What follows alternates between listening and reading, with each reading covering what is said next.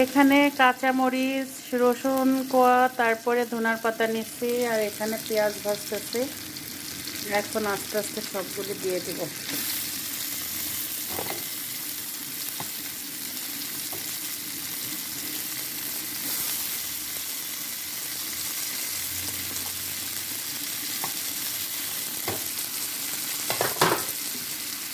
এটা একটু ভালো করে ভেজে নিব। ভেজে নেওয়ার পরে চাদা মাছগুলো দিয়ে দিব।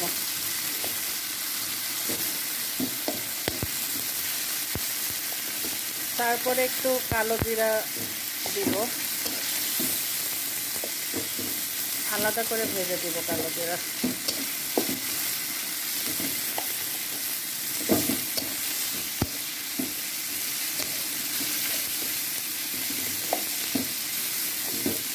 চাদা মাছ বাটা সহজ, মানে জিনিসটা খুবই টেস্টি, সহজ। আবার দেখা যাচ্ছে ঠিক মতো না বাটলে, মানে প্লেন করে বাটতে হয়, তাছাড়া কাটা লাগে।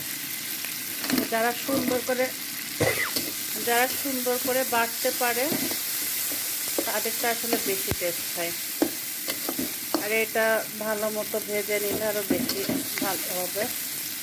ভয় লাগতেছে, মনে হচ্ছে কাঁচামরিচ যদি ফেটে মুখে আসে তাহলে তো সমস্যা।